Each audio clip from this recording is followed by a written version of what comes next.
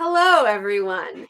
So you're having trouble getting the bulk out of your quilt seams. Well, that's kind of the bane of our existence as quilters. We're always trying to get that bulk out. And if you have clicked on this video, then you're in the right place because that's exactly what we're going to do today is show you some tips and tricks for getting that bulk out of the seams. Hi, everybody. I'm Diana from Sew in Common. I am the owner, educator, and designer for the company. And I can't wait to show you my tips and tricks that I have kind of amassed over the last 50 plus years as a quilter. And these will be especially helpful whether you are a more traditional quilter and especially if you are someone who likes to piece your quilt blocks in the hoop. So why don't we get started? Let me share my screen with you. Here we go. So here we have a block. It's a crossover star, kind of a traditional looking star block, and it looks pretty good. Everything is pretty flat. Now, if I show you the back of it, you will see that this actually was pieced in the hoop of the embroidery machine.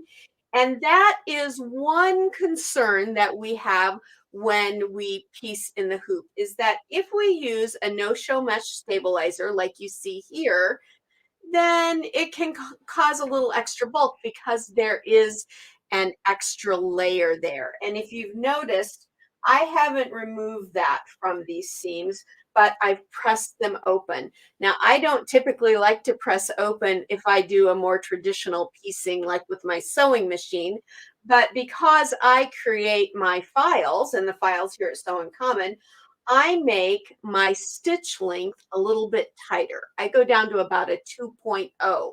So whether you're sewing on your sewing machine or with your embroidery machine, if you can make your stitches a little bit closer together, about a 2.0, then opening them up like this isn't going to cause a problem like it may have in years gone by. And you get really beautiful flat seams. So that's one tip is to open up those seams. And trust me, if you're in the no never camp for opening up your quilt seams, I get that. I was in that camp for a long time as well until I learned that making those stitches shorter was a good idea. So here is another square, a diamond in a square, another traditional uh, block that we use to make up a lot of our quilts. One thing I can tell you right from the beginning is with the diamond in a square, you're going to get these little joins in your four corners and or in your 4 points on your four sides. And yeah, that can cause a little bulk in the seams. So what I like to do with this is again, I used a no-show mesh stabilizer, which for a long time was my favorite. But I'm going to share my new favorite here in a little bit. So what I can come in and do is if I have really good scissors, and that's really important. I like a micro-serrated blade. These are Karen K. Buckley. Those are ones that I prefer, but any micro-serrated blade or any serrated blade is going to help you in this process because the micro-serration is going to keep your fabric from actually starting to fray because it's going to make a really clean cut. A lot of times our fabric starts to fray when we cut it because we're using a duller scissor. So that's something to keep in mind. Now I'm going to pop on my little magnifiers here. And what I would do to get some of the bulk out of this is I'm not going to worry about taking all of that stabilizer out, but I am going to trim along my stitch line, just as you're seeing here. And I do this on all four sides. And yes, getting the bulk out of your seams takes a little extra time, but it's worth it in the end. So I'm only dealing with that one layer of fabric and then the one layer of fabric for the block that will face it. Say if we're using this one, I would only be doing two pieces of fabric there, just like I would in traditional quilting. So that helps them. But we still have these little, really they're dog ears. And so one thing that I know is that with dog ears, it's good to just cut those right off. So I just bring my block and kind of bend it a little bit so that dog ear is pointing up. And then I come right in and I clip that off on the back side. So I don't clip off the front one so much because I need that there as part of my seam. But you see if I pull it back how there's that extra little piece of fabric, I can come right in here and I'm not going to cut up to my line, but close. And I'm going to snip with my scissor and then I'm going to snip this little piece off right there, and that gets out even more bulk. So now I have that overlap, which is fine, but I don't have the dog ear on the back, and I don't have that little extra piece of the dog ear on the front. And that actually will help reduce bulk in blocks like this as well. Okay. The other thing that I like to do is, let me bring in this block, and I'll show you how to do it with this one. You see my edges, how first all of my corners have been cut to a 45-degree angle or thereabouts. Again, that is getting rid of a dog ear, but what it also does is it gets rid of bulk. And the one thing I really like to use to get rid of my bulk is I have started, maybe a year or two ago, trimming my blocks down with a rotary cutter pinking blade. So if you have pinking shears and you want to cut them with shears by hand, you can do that. But it's so much easier to use our quilting rulers and a pinking blade on a rotary cutter. Okay, now you can use the same handle that you use for your regular blades and just switch them out. But really, it's truly more convenient to get a new handle to have your pinking blade on. And I will tell you this, not all pinking blades are created equal. Sometimes we can get away with kind of no-name brand blades for our regular rotary cutters, but even then, the better quality blade you purchase, the better your trimming of your blocks are going to be. So I like to get the best quality blade I can, and I like that especially for my pinking blade. So all I would do here is I would take my ruler and I find the 1/4 inch line on my ruler and I line it up right on that stitched line. Now, if you are doing a more traditional block that hasn't been done in the hoop, you would just find your 1/4 inch with your ruler, and then I come in just a wee bit down to about just not even quite that full 1/8 of an inch. Then I take my pinking blade and I cut. That little bit right there makes a huge difference in the bulk of the seam.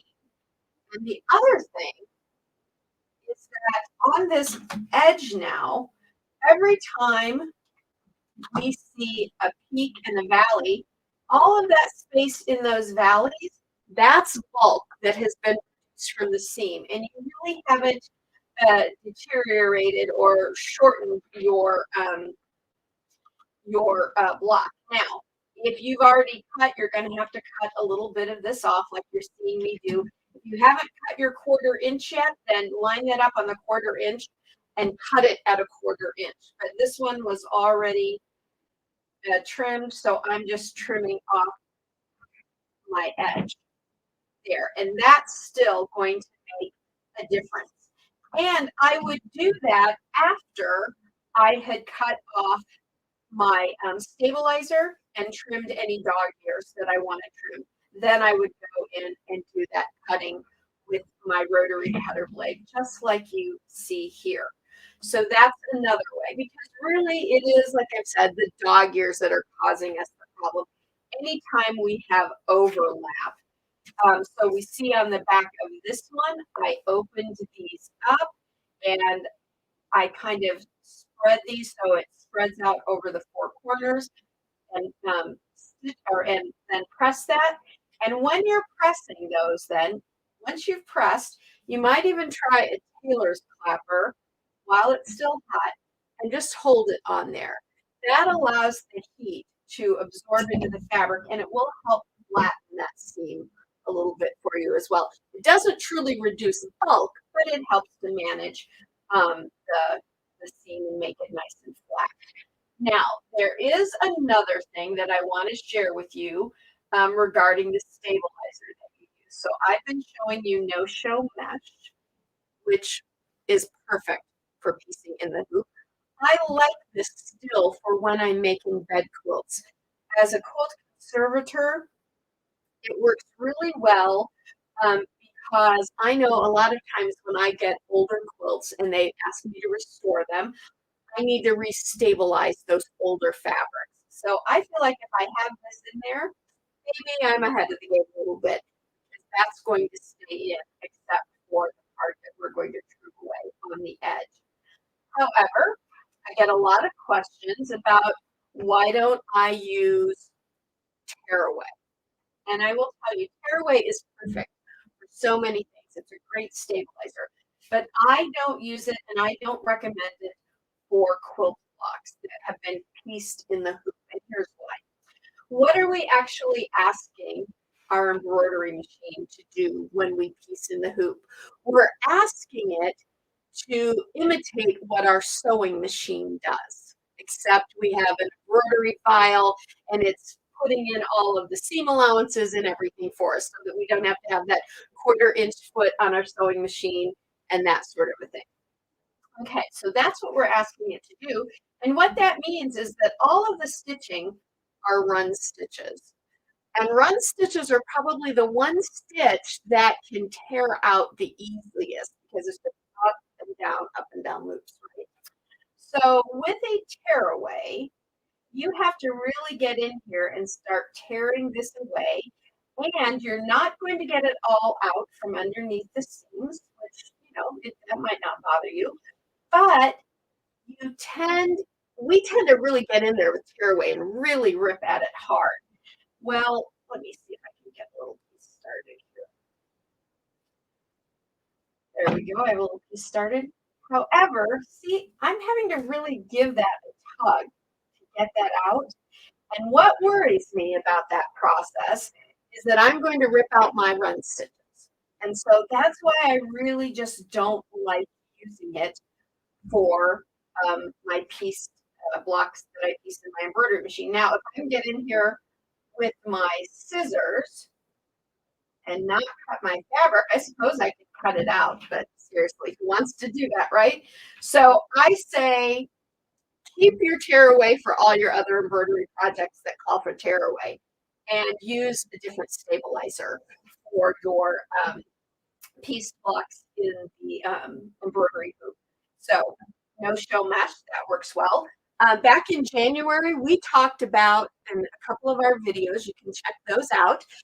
We talked about doing or using a light uh, muslin, a lightweight muslin. It works perfectly as an all natural stabilizer. It will stay in your blocks.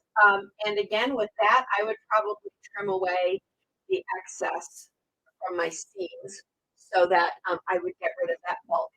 But here is my new favorite stabilizer for piecing in the hoop.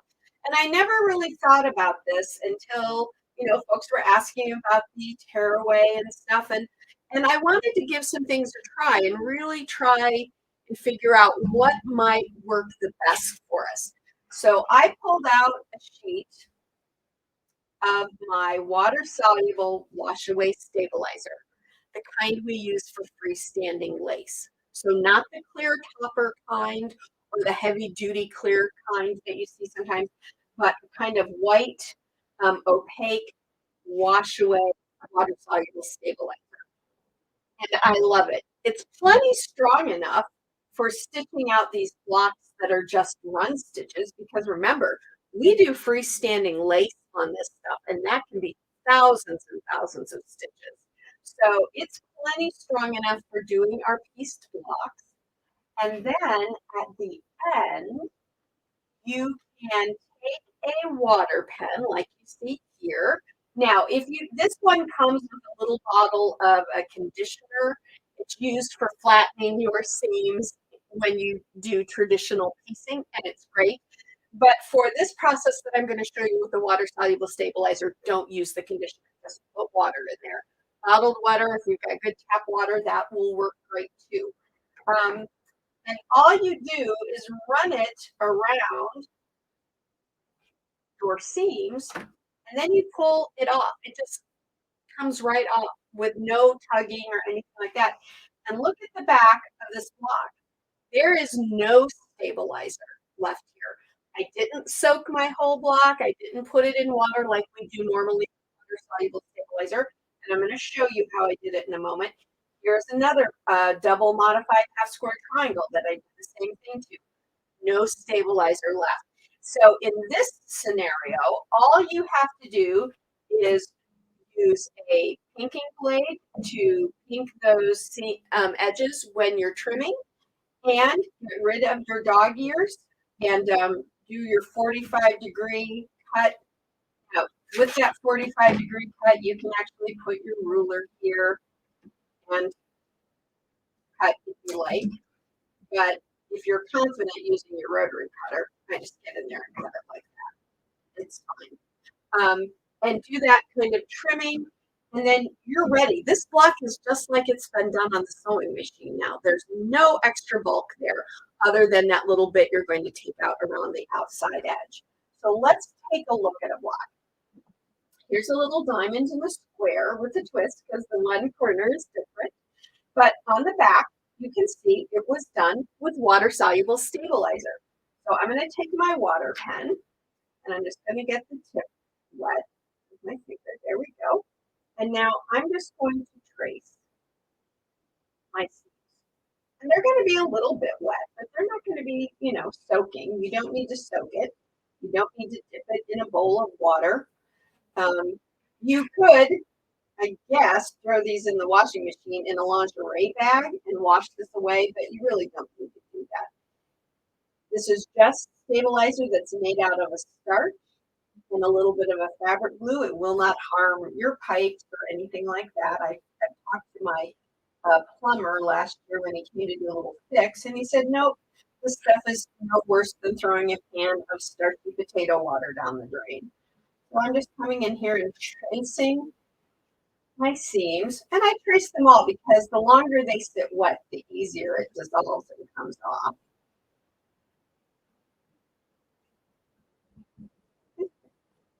So I'm all done there. Now I'm going to take a pair of tweezers, and I'm just going to come in here, it'll just start coming off. I get my tweezer under there and just peel it away. See how easily that's peeling off? And I use the tweezer because it is a little sticky since it's a starch. You might even want to keep a little towel or something nearby. And then I'll come in and I'll do my next one. Oh, look at how easy that's coming off. Gone. And I just do that. And then if there's still any left on my outside borders, I take those off. Really simple to do this.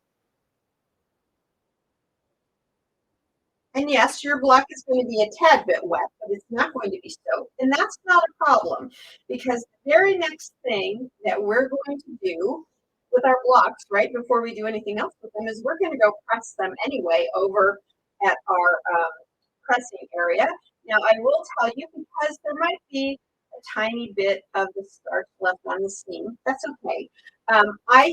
When I press these, I press them on a non-split pad, one that's made for pressing with glue and stuff like that. So anything like that, a Teflon sheet, anything like that. So I've got all of that off. Yep, I've got it all off. Now I would just take it over, all of my blocks over to my pressing station. I put them on that non-stick pad with my iron, and I set my iron between silk or wool and silk area, and press them, and that will dry them, press them flat, press my seams flat. And then when I go to sew these together, they are really going to press out beautifully. You can see how beautiful and flat. And right there in the center of this block, I mean, look where everything comes together there. That could be a really bulky intersection.